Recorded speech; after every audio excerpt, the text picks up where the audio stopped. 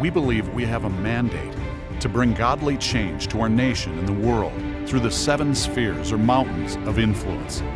Our mission is to deliver the truth of God's kingdom and unite the body of Christ with the world at large, and to catalyze a movement that promotes the true reformation of nations through the teachings of Jesus Christ. Welcome to the Truth and Liberty broadcast, brought to you by 7M Ventures and Andrew Womack Ministries. Well, good evening, everyone, and welcome to the Truth and Liberty livecast. We are so happy that you joined us tonight. My name is Karen Conrad, and as you can see, I'm actually off location, and so they've actually remoted me in.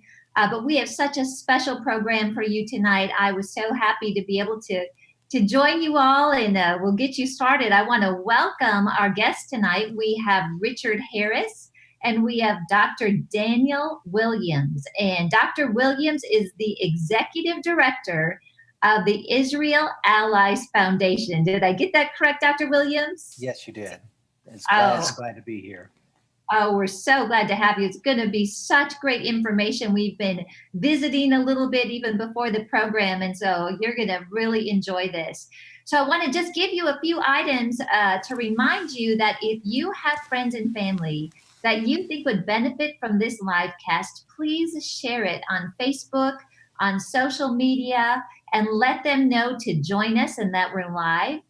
I always want to remind you to join us on truthandliberty.net. That is the website that we carry all the archives, and we carry this live. And if you are on truthandliberty.net, you're going to see underneath the video, we've got all the articles and updates that we talk about on the live cast. And then also to the right, we ask you to give us questions. And so on the right of the video on truthandliberty.net, you can type in your questions, and we've got a whole team standing by that will be forwarding those questions to us, and we'll get those answered for you, as many as we can. I also want to remind you that if you would like to be eligible to win a gift, we have a drawing every week, or if you would like to get on our email list, please subscribe at truthandliberty.net. Now, tonight, we have got Andrew's book, Lessons of Elijah, that we are giving away free. And I want to congratulate, we have got Henry Felix is our winner tonight. So, Henry, congratulations. You have won the Elijah book, and we will be sending that out to you. And if you've not caught Gospel Truth TV yet, I want to encourage you to watch 24/7. It's free internet Gospel Truth TV that we like to call Andrew and Friends. And so everybody that is on that network has been personally invited by Andrew. And so we like to say you are going to get a great dose of the balance of grace and faith. And then also you won't even miss a live stream if you're on Gospel Truth TV, because once the live stream comes up, you are prompted and you can actually choose to go to the live stream. And so Richard and Dr. Williams, we have got people from all over the world watching us tonight. So I want to just give a shout out and a welcome. There's people from British Columbia. We're welcoming people from Canada, New Zealand, Switzerland, South Africa, Mexico, and London. We have quite an international audience on this broadcast. And then there's almost every state is represented tonight. And so welcome to Dallas, Texas, to Tennessee, Colorado. We've got Decatur, Texas, Arizona, Nebraska, Wyoming, North Carolina, and many, many more. We are so glad that you joined us. Now, if you are watching on Facebook or on social media, it's really easy to ask a question. Just go ahead and put it in the comments. And again, that team will send it forward to us. And so I'll get that on the Google Drive here, and we'll ask those questions. And then also, I just want to remind you that we have got Healing is Here coming up in August. And so if you have not registered yet to go to the Healing is Here conference, you'll want to do that. And one more thing before we get started is that we have got prayer ministers standing by. So if you would like prayer, if you have any questions on some of the things that we talked about tonight, you can call 719-635-1111. So great. Dr. Williams, we are so glad that you're here tonight. So Richard, I'm going to go ahead and turn it over to you. Well, thanks, Karen. That's a great introduction. I'm so excited tonight to have my friend Dr. Williams on with us.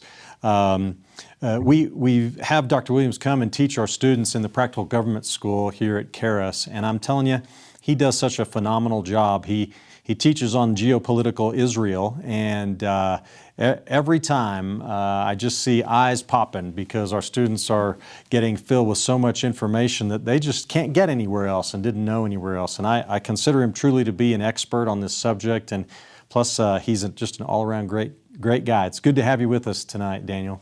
Thank you very much, Richard and Karen, both.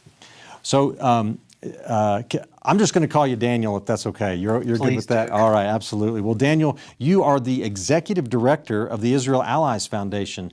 There's maybe 1 out of 1,000 viewers who know what that even is. So maybe you could share with us a little bit as we get started tonight about what is the Israel Allies Foundation and what does it do? Actually, our history is part of the story that's so interesting here, and it really speaks to the times that we're in. If you go back to the late 90s, we were in what was called the Second Intifada, and what that was an uprising where bombings were happening in Israel, and there was just a great deal of tension. People quit going to Israel. The tourists quit going. The Christians quit going. The Orthodox Jews quit going. It was just dangerous. But one group of people kept going to Israel, and actually they showed up in greater number, and that was evangelical Christians, or people that have a biblical worldview. And it caused such a reaction among those that were tracking those things. They decided they needed to learn more about people that believe the Bible, that are Christians, that love Israel. And they actually formed in the Knesset Christian Allies Caucus. In fact, that was begun back in 2004. And then from what they were not Christians in the caucus. It was there to understand and build better relationships with evangelical Christians around the world. And so that was the beginning of what eventually became our organization. In 2006, they actually created a foundation in the United States to help support the work of traveling and meeting Christians and beginning to train Christian leaders in some of the specific issues of Israel. So that was the beginning of the Israel Allies Foundation. So we were founded in 2004 in the Knesset, but our foundation is not directly related to the Israeli government in any way. But what we do try to do is understand their policies and then take those policies and go out to legislatures around the world. I'm in Guatemala as we're speaking right now. Just got here a few hours ago. Tomorrow I'll be addressing the Congress here, along with my colleagues. We're going to be talking about anti-Semitism. And so what we are basically is a policy organization. We help craft policy and then reach out mostly to evangelicals and Jewish people that might be in Guatemala or wherever they might be, and try to bring us together and work together to advocate for pro-Israel legislation. Well, that sounds really exciting. What a job. How in the world did you end up with that job? I mean, you've done a lot in your life, right? But how did you end up as the executive director of the Israel Allies Foundation? I'm still trying to figure that out. That was, 12 years ago is when I first started counseling with or consulting with the Knesset Christian Allies Caucus. They reached out to me through their director, which was Josh Reinstein. He's now the president of our foundation. But they reached out to me because they were having a little trouble understanding the evangelical world. My background is that I was am the founder of what is now known as Go-To Nations. It's a missionary organization, it's now in 96 countries. I led that for about 19 years, and it was Calvary International back in those days. In fact, Andrew would come and speak at our Bible school down in Costa Rica at the time, and I hadn't seen him in a long time. But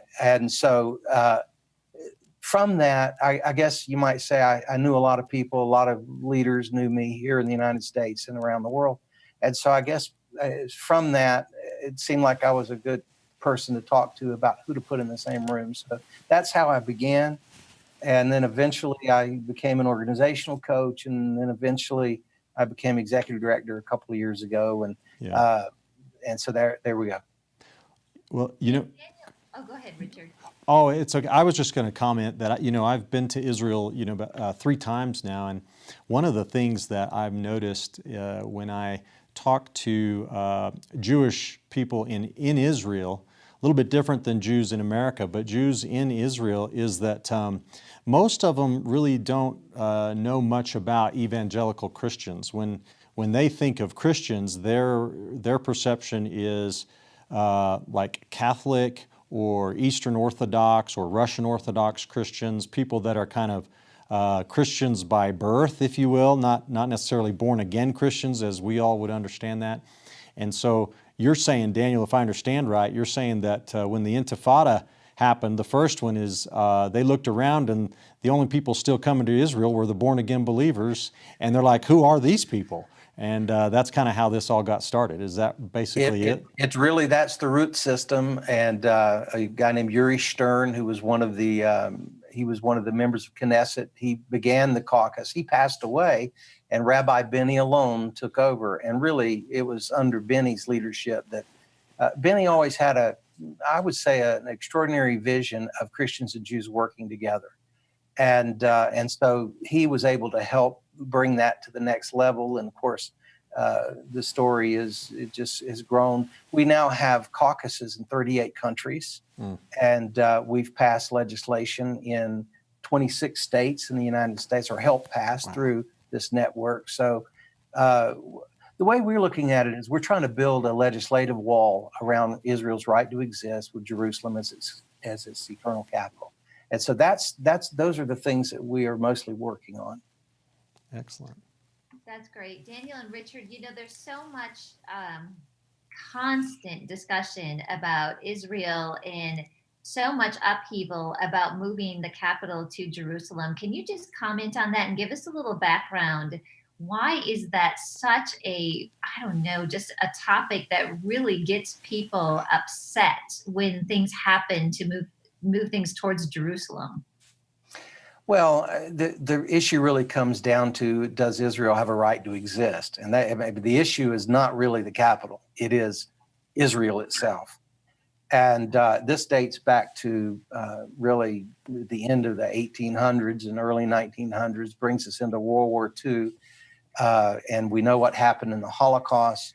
During that, from the late 1800s to the World War II, many Jews had moved out of Europe, from Russia and various places, had moved there. And there was, it was okay. I mean, it was not something that the Palestinians or the Arab world in general looked favorably upon, but it was, it happened. But when in 1948, the British pulled out and Israel declared itself a nation, and the United States recognized them as a nation, well, that really took it to another level. So the fact is, it is a nation. It's in the United Nations, but the capital was always questionable. Where is the capital? So it was Tel Aviv in the world's viewpoint. But for the Jewish person, Jerusalem has always been it's the epicenter of their faith. Frankly, it's the epicenter of Christians' faith as well. And so that's why, I mean, I think on one hand it's a spiritual issue, but in terms of a geopolitical issue, on the other hand, it's really more of an Arab League and kind of the haters of pretty much the United States and or Israel, because they see us all sort of bound together politically and geopolitically. And so it's on one hand, it's a spiritual battle. On the other hand, it is a geopolitical battle. There's no doubt about it. It seems like it is. And I think when you talk about legislation and policies that you are working on, are those kind of centered around Israel's right to exist and the protection of that country being able to exist? Well, some of it has, as far as on the state level, it had to do with recognizing Jerusalem as the eternal, indivisible capital of Israel.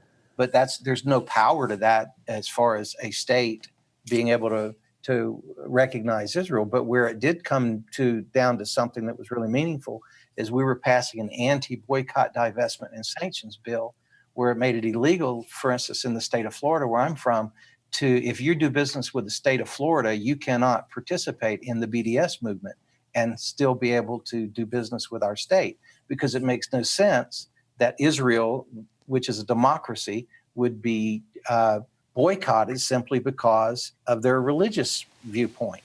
And so that's we've some version of that has passed in 26 states. So that's an example where, and even though the BDS movement is still out there, we're able to turn back those forces that were really causing companies across America to simply stop doing business with Israel. Look, Israel, we need business with Israel. The United States has tremendously enjoyed, and so has the world, their technology and their agricultural the things that they've turning salt water into fresh water. I mean, there's so many things. And this movement was trying to destroy that. And we think I mean, it's still out there, but we really have reversed that in 26 states, big states, powerful states. And so that was an example. But just right now, we just passed an anti-Semitism bill. It's not directly related to Israel, but it is related in the sense that we don't think that BDS stands up without anti-Semitism. It makes no sense economically. It makes no sense religiously. And so why is it that, in fact, there's so many that hate Israel? So we are now working on an anti-Semitism bill that is moving across the United States. It's passed in South Carolina. And I'm here with the person who helped bring that through the South Carolina legislature. And we're actually here tomorrow to do an anti-Semitism conference for the Congress here in Guatemala. So we're going to try to give them the same kind of tools of understanding of, you know, what is anti-Semitism and how it might be somehow working into their policies or even their legislation as a country. Well, speaking of Guatemala, if I'm right, now you correct me if I'm wrong, but so the United States under Donald Trump in May announced that it was moving its embassy to Jerusalem from Tel Aviv.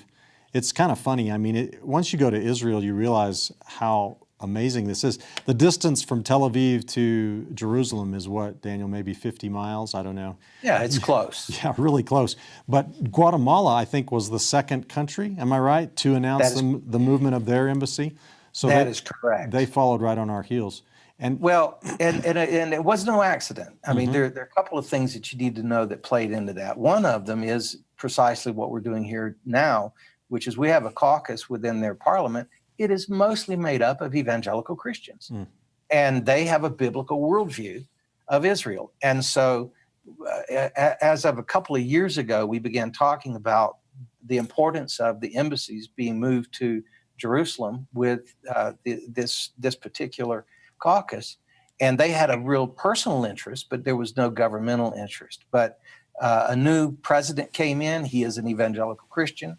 And President Morales was weighing this, and our caucus actually sent a letter to encourage him to make the move after the U.S. opened, after they announced. And actually, it was 2 days later that they made the announcement. But something that President Morales said, we had him up in Washington a few months ago, and he actually said this. He said what really caused it to happen was his own personal faith, but his wife, as they were going to bed the night before he made the decision, she said, well, are you going to do the right thing?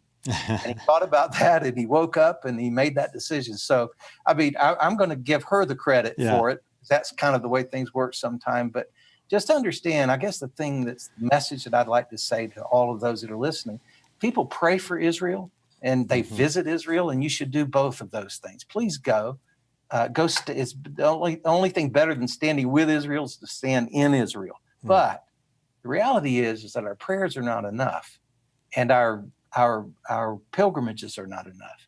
We need to be informed and advocate for Israel. And to do that, you have to really think about it as not just the biblical worldview, but think about it. That's a real country, and they have real issues that they're fighting every single day. And so that's something I'd like to really invite all of those that are watching this right now, is to pray about learning more so that you can participate, because on your state level or wherever you are in the world, it's likely that there are those that are trying to help advance this cause, and you can help. Well, Daniel, yeah, go ahead. One of the things that we talked about a little bit offline is when we watched the news, they were showing a lot of, as you would go through the streets, you'd see the President Trump banners that seemed to be on light poles and throughout the country. And so it appears that Israel is such a fan of President Trump. Can you just explain a little bit about those banners and why it seems Israel just loves President Trump? I mean, obviously the move to Jerusalem was a big part of that. Well, Israel, it's hard to imagine that a whole country can feel so isolated from the rest of the world. But there was about a decade where Israel was just seemed like losing ground in Europe and all throughout Latin America and so many other places, and just feeling like that nobody cared. And actually, when I first went was actually about 12 years ago, and it was my 71st country I'd visited, by the way. So you can see this was not a big priority for me personally, but you know how God works. But anyway, from that time till now, it's been like a miracle that has happened in terms of understanding between Jews and Christians. But the reality is that, you know, they were feeling very isolated. Yeah.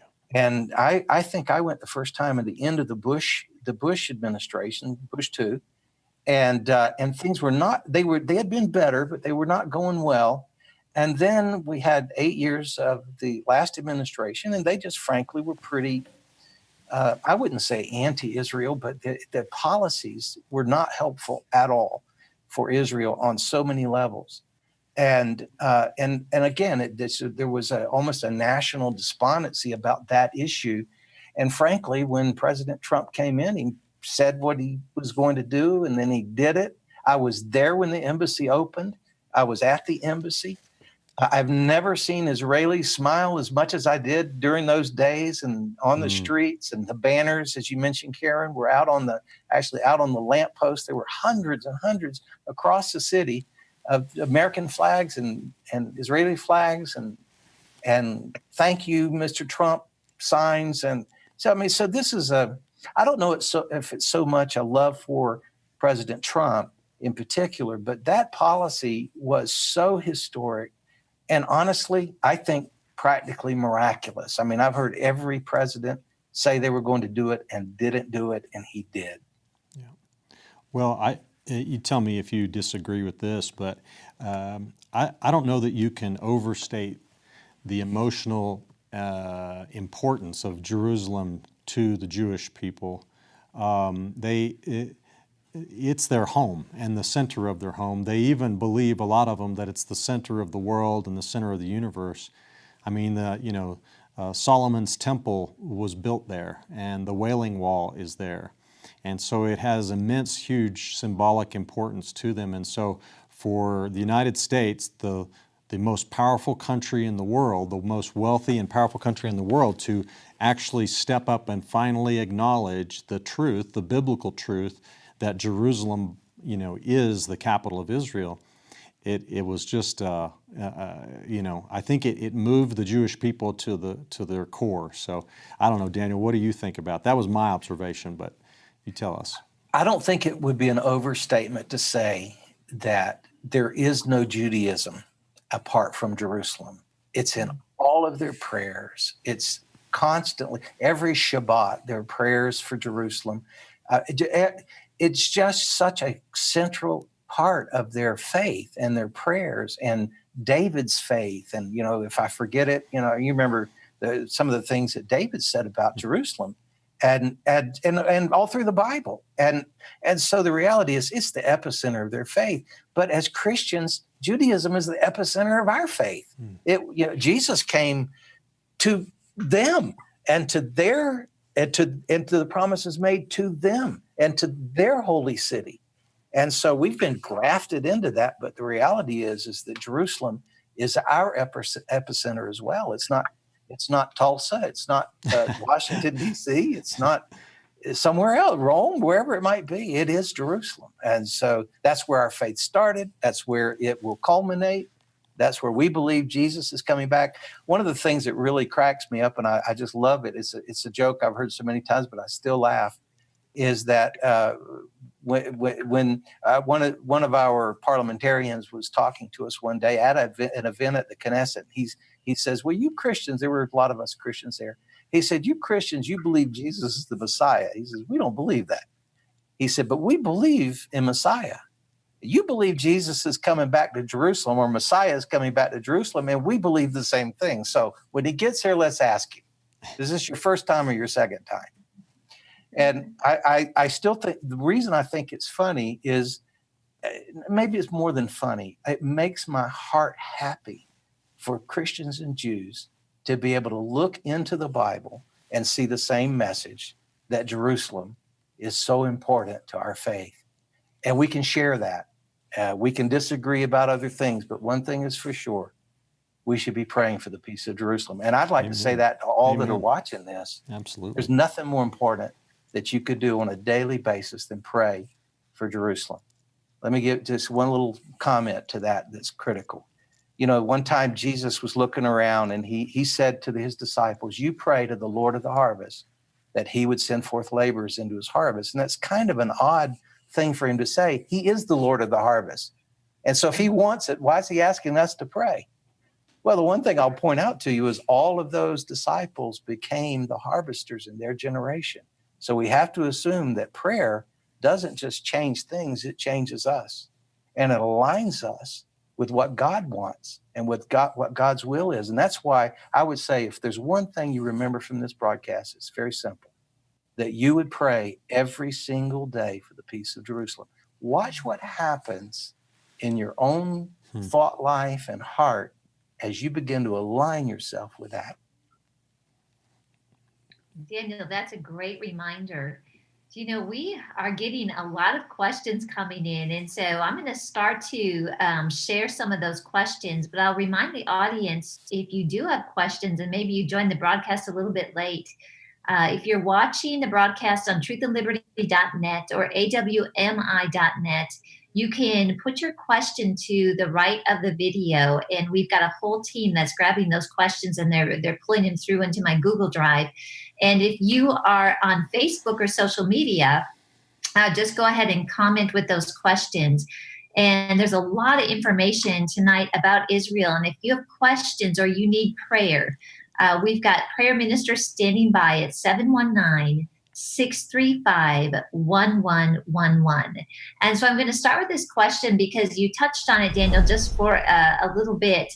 And the question is from Pastor Mary, who is on chat, says, can you explain the Knesset?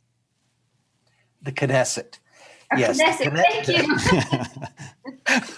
Yes. The Knesset is the parliament of Israel. So we have a Congress, but they don't have a Senate and a House. They have a parliamentarian system. Actually, the prime minister is in the parliament. And so all of their government is all of their ministers, for instance, whatever it might be, defense or et cetera. These are people actually in the parliament. And so the Knesset is called, their parliament is called the Knesset. Got it. Okay, very good. I'm going to have them give me like the Webster's dictionary version with all the little marks so I can pronounce that correctly. Thank you. And then we've got Ephesians 2:10 is what they call themselves on chat. And we touched on this a little bit earlier in the broadcast, but I think it probably is worth repeating if people joined us a little bit late. And the question is the capital being in Jerusalem a big deal? And we've kind of said that it is because it's the heart of Jerusalem. The question is it important politically or biblically, or would you say both? Well, biblically, it's already set. I mean, it is the capital. It's the the city where God's name dwells forever. So that was God's choice and not the United States' choice or Guatemala or anybody else. But as far as why the embassies being in Jerusalem is critical and why recognizing that is critical is one of the things that has been something we've been fighting against for years, and it's still a fight, and that is the idea of dividing Jerusalem into two cities, two capitals, a capital for a Palestinian state, a capital for the Jewish state. And without regard to the issue of dividing the land, which personally I think is not a biblical worldview, but even so, imagine taking Jerusalem, which is a city of over 1 million people, and dividing it into two cities. I mean, I remember East and West Berlin. I'm showing my age, but I remember that. I remember what it was like to grow up in the Cold War. to split a city that is who would deliver the garbage in certain areas? In other words, it's a city. It's a living, breathing city with 1 million people in it. How do you divide a city in half?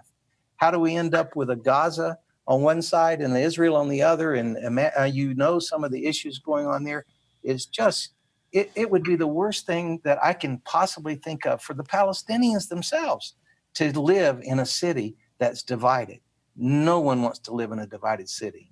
And so why is it important to recognize the capital? Well, for one thing, moving those embassies really pushes back, I think, the argument a bit, which has been, we can't do it because of the definition of the borders within Jerusalem. Well, one of the things that Mr. Trump did that I think President Trump did was brilliant, his team, is they separated the question of the borders of Jerusalem from whether it was Jerusalem is Israel's capital or not, or at least portion of it. That was an important thing because it had been stuck there for 50 years, that one issue, and really 70 years from the time of the birth of Israel. So it took that off as far as the embassy move. But please understand, there are forces that still have every intention. In fact, I would say the United Nations, the prevalent view is Jerusalem is to be divided. And so we think that is a wrong move. We think it's unbiblical, but that's why the moving of the embassies, now Guatemalan embassy and actually quite a number of others have either announced or are about to announce that they're moving their embassies. And this is critical. Wow, that's great. So we've got another question too. And this is someone that came in on chat and they're saying, can Daniel explain what he means by passing legislation on anti-Semitism? Well, surprisingly enough, anti-Semitism isn't included in some of the civil rights that have been passed along to other people. And anti-Semitism is basically hatred of the Jews just because they're Jews. And we don't think it's right to hate anybody because of what they believe or hate is a pretty powerful word.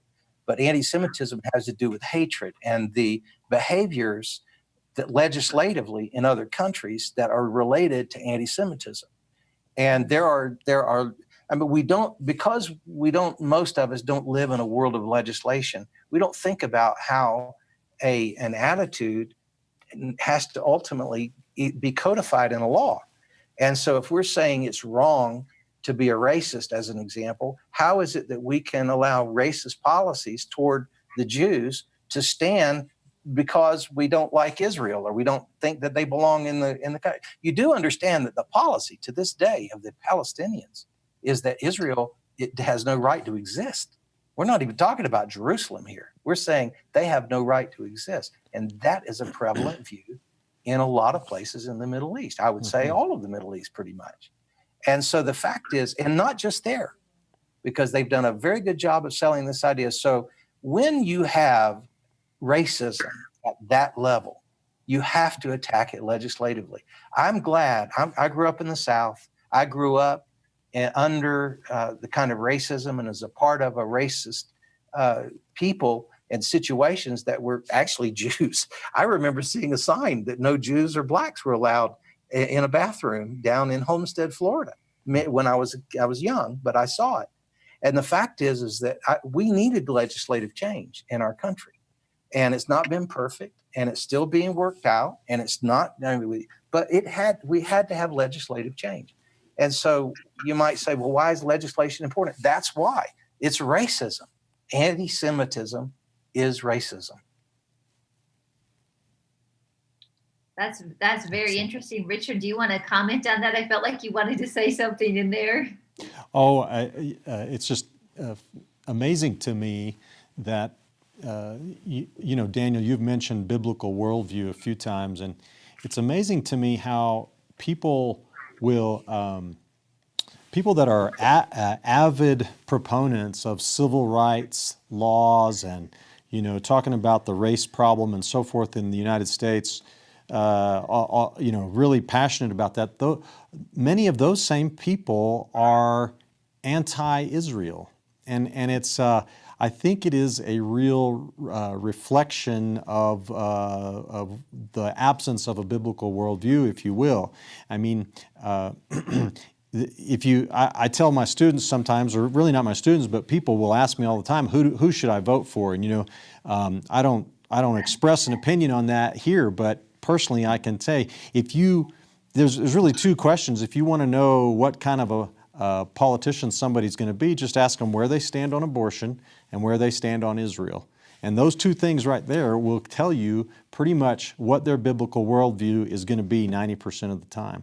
And so yeah, that anti-Semitism is a real thing, and we do need to fight it vigorously. I agree with you 100% on that one. Well, Richard, one little follow-up I'd like to make to that is, on the other side of that coin, it's not enough to just believe, it's not right to just believe that the Israeli government, the state of Israel as a government, is perfect because it's supported from a biblical worldview. Right. It's perfect, just like our government. It has the same kinds of problems that we have in our government. It's a democracy, and democracies are messy, and it has all of the issues that we face as a nation. So, I would never take the position that the state of Israel as a government is in particularly more holy than anything else. But we're talking about the land is what God has called holy. And the question becomes, do the Jews belong in that land? If you have a biblical worldview, it supports the idea that God made a promise to a people. And here we are today living in a miracle. It's amazing that after 2,000 years, it did reappear, but it didn't reappear under any other state. And it's hard to imagine that the Jews would have a homeland without the state of Israel. I mean, they're not one and the same, but they're symbiotic. And so that's why people like myself, why I am very supportive of the right of the Jews to be there because of my biblical worldview, but I also am very supportive that it needs a state that the Jews have some position in, and the position of authority. And that's why I support the idea of the state of Israel. That's great, Daniel. And Richard, I've got a question from Carol from chat, and it's sort of down this line of the biblical worldview. She says, why doesn't South Korea have a biblical worldview regarding Israel, especially given how strong the Christian faith is there in South Korea? They didn't stand with Israel in the UN vote, is what she stated. Mm. Well, that's we have a lot of disappointments in this fight. And it's a common thing.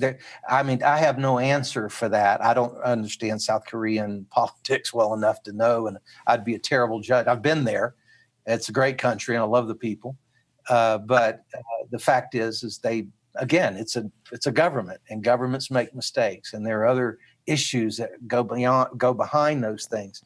But I would say that most evangelical Christians that I've met that are Korean are very supportive of Israel. They're not the majority, though, of course, in the South Korean government. They're not in population. It's a large number as compared to some other Asian countries, but there's by no means is South Korea an evangelical nation. It's just not. Well, I don't know exactly why South Korea did that, but I think generally that there has been more of a kind of a growing movement toward the left, sort of politically, in South Korea in the last few years, and that it may be nothing more than that. So in doing so, South Korea is basically doing what most of the world, taking the traditional stance that most of the world has taken. And speaking of the United Nations, one of the things that happened very recently, I think it was last week, is that the United States announced under President Trump that it is withdrawing from the United Nations Human Rights Commission. And this is something that people without a biblical worldview and generally left-leaning people ideologically are just in shock that we would do such a thing. And I don't mean to, I know we're taking questions now, but I sure would like it if Daniel would, comment on that, because I think it ties right into this subject of, the left tries to paint Israel as like a human rights abuser, and that's the dominant narrative in the media, but I don't think it's the reality on the ground. Israel is the only democracy, if you will, in the Middle East, and yet in the left-wing media, they're treated as if they're some kind of tyrannical, human rights abuser. So, Daniel, what do you think about that? I think in every country you have people that make mistakes, and Israel has sometimes their military has made mistakes, or their individuals have made mistakes, or radical groups have made mistakes that play into that narrative. But the fact of the matter is, in a court of law, you have hard evidence, and then you also sometimes use what they call the preponderance of evidence. And if you look at the preponderance of evidence, Israel is a democracy. It's a place where if a 14-year-old girl is raped, Muslim girl is raped, and if they know who did it, they will prosecute the rapist. In some places, in fact, not in Israel, but in very near, it's the little girl who's the one who's killed and punished. And you have to have two men that witnessed it to say that, yes, in fact, it was a rape. And I mean, how many rapists are going to have two guys with them that are going to say that? So, I mean, in Israel, it's a nation of law. The preponderance of evidence is that it's a place that's fair, a place that treats all these refugees that have been coming in from Syria. They have been treated in the Israeli hospitals with the same treatment that anybody that a soldier would receive if he were in battle. And I mean, it's the same doctors with the same treatment. That's what I've seen. I've only been seeing it for 12 years, but I can tell you from what I've seen, it is a moral nation. I've never seen a nation that looks at its decisions in terms of attacks and in terms of responses to things from such a moral high ground. And the reason is because they are under the scrutiny of the entire world, like no other country. They do make mistakes. And I'm not saying that when I say it's moral, I'm talking specifically about most of the things that are brought up in the media as to what is immoral about them. They don't bring up things of actual morality as far as other issues that might be called sin issues, but they do bring up this constant thing that Israel is a bully and Israel is dominating people, and that it's just a false narrative. Go there, go to Israel and find out for yourself. That's one of the things we do is we take parliamentarians to Israel and we just let them see the country. We take them to places. We don't just take them to religious sites. We're taking them to the technology centers and to the hospitals and to businesses. And for instance, over in Samaria, where you might have 80% of the employees are Palestinian Muslims for the most part, working along with the Israeli Jewish Israelis that might be there, and there's peace. Honestly, I think if the world would stay out of it, the Palestinians and the Jews would work this thing out. Yeah. That's not going to happen, and so that's why we try to combat those kinds of issues legislatively. Please stay in prayer about it, but also understand it is important. Laws make a difference. They make a difference in the U.S. They make a difference in Israel. They make a difference at the UN. They make a difference. But remember, the UN has no law it's resolutions. There's no enforcement there. So the reality is it has to be done at the state level of nations and or states within the nation. That's great. Okay, so I've got a question that is taking a little bit of a direction, and I'm wondering what you guys have to say about this. So this is a Karis dad that asks in chat, what do you think of a very credible theory that Solomon's temple is actually in the city of David versus the Temple Mount, which is believed to have been the site of the Roman garrison? What do I think? Sadly, I'm maybe the dumbest person on the planet when it comes down to that. I am aware of it. I've heard about it. I've read about it. I've seen a video or two on it. I don't know. But honestly, when I'm looking at excavations, I'm not an expert on that anyway. I mean, there are a lot of things that I have to take for granted or just believe what people tell me. I've seen some things with my own eyes. I mean, the walls of the city are very obvious, but where the Temple Mount actually, what was included in the Temple Mount predating everything you see currently, I mean, understand that Herod's Wall that most of us think of as Jerusalem is relatively new compared to the almost 3,500 year history of that we have of that land. So, I think it's at least a credible theory. I've heard it. I think it has some credibility. I don't know what difference it really honestly makes in particular, but I can understand why people are interested in it. Yeah, Richard, you've been to Israel a few times. Do you have anything to say about that or comments? Well, I'm certainly not an expert on archaeology or anything like that, but just from my observation of having been there, the dominant feature in the old city of Jerusalem is the Wailing Wall, as we call it, or the Western Wall, which my understanding is that is the retaining wall of the Second Temple, and that's not where the city of David is located. The city of David is off, Daniel, you help me here, but I think it's to the south a little bit from there, and so that doesn't match up from what I've seen in Jerusalem. But like I said, I'm not an expert on it. It's an interesting theory, and it would be really interesting if they were able to prove that. But there's archaeological digs going on all the time in Israel. It's incredible that how much they have discovered archaeologically, and that to this day, they've never found one thing that contradicts the Bible. In fact, there's many theories that have been floated over the years of, oh, this Bible story is not true, or this fact is wrong, and then, if you just wait long enough, eventually they'll find the evidence that proves that it was 100% accurate. When I was in Israel, that's one of the things that really impacted me. I mean, I believed in the Bible, don't get me wrong, but to actually walk and see the sites and the places and the accuracy of the biblical account is just stunning. Like, for example, one of the places we love to go is called En Gedi. And En Gedi is on the Dead Sea, and it's this, it's basically an oasis, a canyon that's like an oasis. And the Bible says that David hid there in the caves from Saul, and it refers to there being the ibex or the mountain goats there. And if you go there today, you can still go back up in this oasis, and you immediately understand why David fled there, because it's incredibly beautiful. There's water, lush. You feel like you've stepped off into a tropical, paradise. And then you look up on the cliffside and you see these mountain goats still there to this day. And so you're like, wow, the Bible is so true and so real.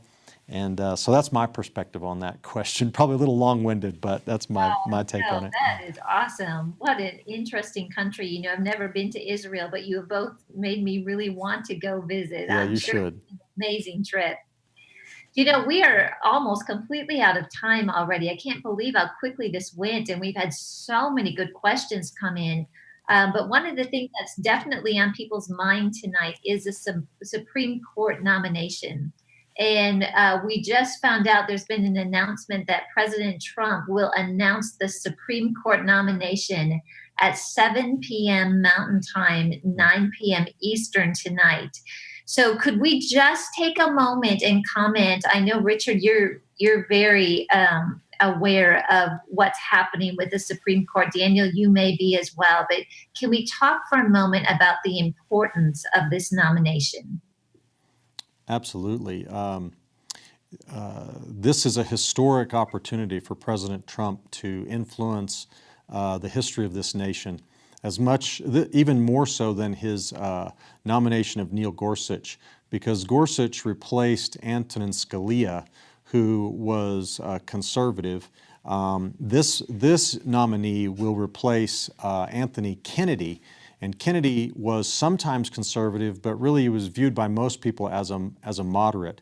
In fact, Kennedy authored the Obergefell decision that made it unconstitutional to limit marriage to opposite sexes. So he authored the gay marriage opinion that transformed, I don't need to comment on that, but Kennedy was a swing vote in many ways. And so this this nominee can solidify, if you will, a Christian majority, or I didn't mean Christian, a conservative majority on the Supreme Court.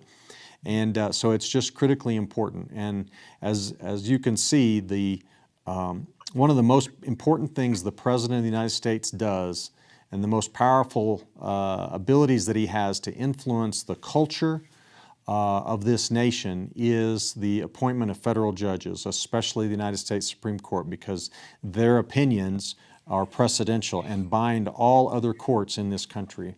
And so what this nominee believes about the Constitution, about abortion, about civil rights, about freedom of religion, these are critical issues. So it is an historic time, and we should all be keeping this decision in our prayers right now.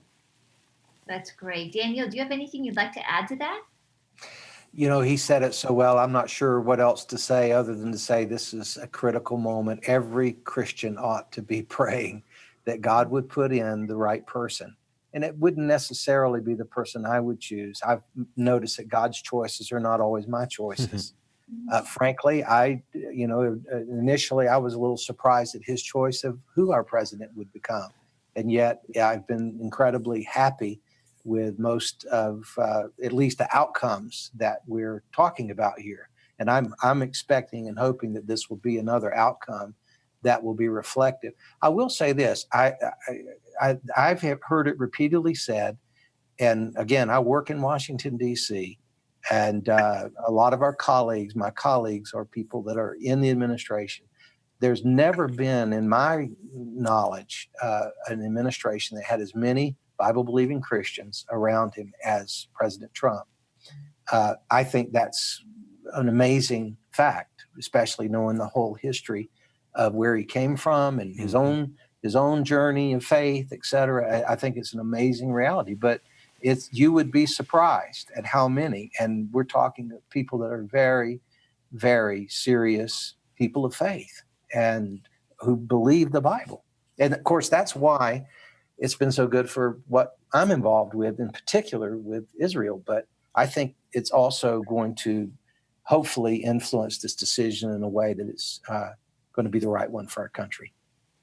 Awesome. Amen. Well, it is going to be really something to hear who that nomination is. I'm sure you both have opinions, and people watching, you probably have opinions too as to who he may announce, but we definitely need to be in prayer as a nation, certainly praying for unity in this critical choice. I've just heard some things that it could be quite a battle. So we really need to believe God for someone that will support our religious freedoms and, the morals that Christians and the Judeo-Christian ethics stand for. So I just want to thank you, Daniel and Richard, for being on Truth and Liberty tonight. It was just a great broadcast. I learned a lot, and I'm going to pronounce that word correctly next time, Daniel. Notice I'm not saying it again right now. But I want to thank all of you for joining us tonight on Truth and Liberty. And remember, if you would like updates on Truth and Liberty, please go to truthandliberty.net and subscribe. This is a viewer-supported live cast. So if this has been a blessing to you, I invite you to donate and give toward Truth and Liberty. Again, you can do that on the website, and you can click donate. You can call our phone center at 719-635-1111. And if you need prayer or you have questions about some of the things that was discussed tonight, our prayer ministers are standing by. So thank you so much. God bless you, and you have a great evening.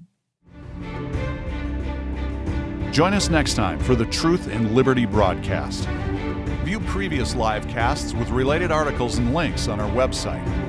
Get updates on Truth and Liberty and Seven Mountain Ventures at truthandliberty.net.